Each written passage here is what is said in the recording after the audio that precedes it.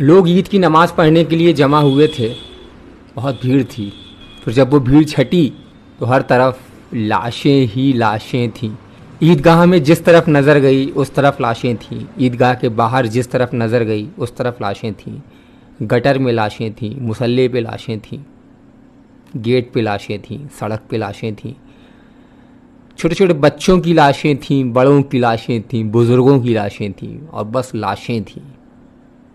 ईद के दिन ईदगाह के चारों तरफ सिर्फ लाशें ही लाशें थीं। मुकामी लोग कहते हैं कि लाशें इतनी ज़्यादा थीं कि उन लाशों को ले जाने के लिए पुलिस के 4 ट्रक मंगवाए गए और उन ट्रकों में उन लाशों को भर के ले जाया गया। जबलपुर के गोहलपुर मोमिन ईदगाह में इस बार ईद की जमात 8 बजे की थी, तो इस वजह से 9:30 बजे तक हम लोग सब घर वाले फारिग हो गए। 11:30 के पहले दोपहर का खाना होना नहीं था और दोपहर के खाने के पहले कहीं लंबा जा नहीं सकते थे और सो सकते नहीं थे। तो हम अपने कमरे में बैठे हुए थे। मेरे पापा मेरे कमरे में आ गए और फिर चर्चा यही निकल गई कि आजकल जबलपुर में छोटी छोटी मस्जिदों में ईद की नमाज़ होने लगी है और लोग ईदगाह नहीं जाते। तो ऐसी बातों बातों में चर्चा डाइवर्ट हुई और फिर चर्चा वहाँ पहुँची कि आखिर हिंदुस्तान में और ख़ासकर हिंदी भाषी हिंदुस्तान में मस्जिदों में नमाज होना, मस्जिदों में ईद की नमाज होना आखिर कब शुरू हुआ। मेरे वालिद साहब ने मुझसे सवाल किया कि कब शुरू हुआ हिंदुस्तान में मस्जिदों में ईद की नमाज होना। हमने कहा हमें नहीं पता। तो फिर उन्होंने कहा कि हिंदुस्तान में मस्जिदों में ईद की नमाज शुरू हुई मुरादाबाद ईदगाह कांड 1980 के बाद। उन्होंने कहा वो एक इतना खौफनाक हत्याकांड था, वो इतना खौफनाक कांड था कि उसके बाद पूरे हिंदुस्तान और ख़ासकर हिंदी भाषी हिंदुस्तान के मुसलमान दहल गए। और फिर उसके बाद जो ईद आई तो लोगों ने मस्जिदों में भी ईद की नमाज़ पढ़ना शुरू कर दिया। उस दिन चर्चा ख़त्म हो गई, लेकिन अभी 1-2 दिन पहले रात में याद आया तो मुरादाबाद ईदगाह कांड के बारे में डिटेल सर्च करना शुरू किए। The Hindu, Indian express, Hindustan times, Wikipedia, YouTube के मुस्तनद न्यूज़ चैनल्स और यूट्यूब के मुस्तनद चैनल्स, उसमें मुरादाबाद कांड के ऊपर स्टडी किए, पढ़े, सर्च किए। तो उसको पढ़ने के बाद ये कहने को मैं भी मजबूर हो गया कि आज़ाद हिंदुस्तान का जलियांवाला बाग कांड था मुरादाबाद ईदगाह कांड 1980। 13 अगस्त 1980 को ईद का दिन था और मुरादाबाद के लोग अपनी मुकामी ईदगाह में नमाज़ पढ़ने के लिए जमा हुए थे। भीड़ तकरीबन 30 से 40 हज़ार बताई जाती है। कहते हैं सुअर ईदगाह में घुस आया और लोग उसको भगाने लगे। इस दौरान वहाँ तैनात पुलिस के जवानों के साथ, पीएसी के जवानों के साथ नौजवानों की कुछ बहस हो गई, जिसके नतीजे में बहस इतनी बढ़ी कि पुलिस ने ओपन फायर कर दिया।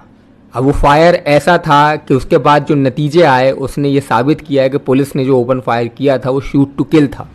पुलिस के फायर के बाद भगदड़ मची और जब भगदड़ छटी और भीड़ छटी तो ईदगाह में चारों तरफ लाशें ही लाशें थीं। बच्चों की लाशें, बड़ों की लाशें, बुज़ुर्गों की लाशें, सिर्फ लाशें ही लाशें थीं। मुकामी लोग कहते हैं कि लाशें इतनी ज़्यादा थी कि उन लाशों को ले जाने के लिए पुलिस के 4 ट्रक मंगवाए गए और उन 4 ट्रकों में भर के लाशें ले गईं। मुकामी लोग कहते हैं कि पुलिस ने घायलों को भी गोली मार दी। मुकामी लोग कहते हैं कि पुलिस घरों में घुस के नौजवानों को ले गई और उनमें से ज़्यादातर नौजवान आज तक लौट के नहीं आए। मुकामी लोग कहते हैं कि कुछ घरों में घुस के पुलिस ने औरतों को भी गोली मार दी। उस वक्त के हिंदी मीडिया सरकारी आंकड़े ये कहते हैं कि 30 से 40 लोग ईदगाह कांड में मरे। हिंदी मीडिया ये कहता है कि 70 से 80 लोग पुलिस की गोलियों का शिकार हुए। उस वक्त का उर्दू मीडिया ये कहता है कि 300 से 350 लोग पुलिस की गोली से मरे और क्षेत्रीय लोग और मुरादाबाद के लोग ये कहते हैं कि 400 से 600 लोग ईदगाह कांड 1980 में पुलिस की गोली से मरे। मुरादाबाद ईदगाह कांड इतना खौफनाक कांड था कि इससे पूरा हिंदुस्तान और पूरे हिंदुस्तान के मुसलमान सहम गए, सहर गए, दहल गए। मुरादाबाद कांड इतना बड़ा कांड था कि उस वक्त की प्रधानमंत्री इंदिरा गांधी को भी उस पर बयान देना पड़ा।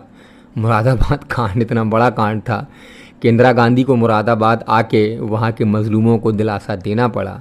ये और बात है कि जब मुरादाबाद इंदिरा गांधी आई थी और उन्होंने मुरादाबाद के मुसलमानों से जो इंसाफ का वादा किया था वो इंसाफ उनको कभी नहीं मिला। ये और बात है कि इंदिरा गांधी जब मुरादाबाद आई थी उन्होंने दोषियों पर कार्रवाई का जो वादा किया था वो कार्रवाई कभी नहीं हुई। ये और बात है कि इंदिरा गांधी जब मुरादाबाद आई थी उन्होंने पीड़ितों को मुआवजा दिलाने का जो वादा किया था वो कभी पूरा नहीं हुआ। लेकिन ये बात आज भी सच है कि मुरादाबाद के लोग जब ईदगाह कांड को याद करते हैं तो सहम जाते हैं, सहर जाते हैं।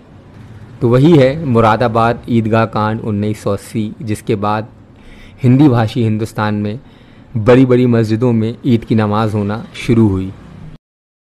आखिर में मैं सिर्फ इतना कहना चाहूँगा कि वो एक तारीख़ी जुमला है, उसको दोहराना चाहूँगा कि इतिहास अपने आप को तब तक दोहराता रहता है जब तक हम इतिहास में की गई गलतियों से सबक ना लें। तो अपने इतिहास को पढ़िए, उससे सबक लीजिए, तभी हमारा आज और आने वाला कल रोशन होगा। शुक्रिया।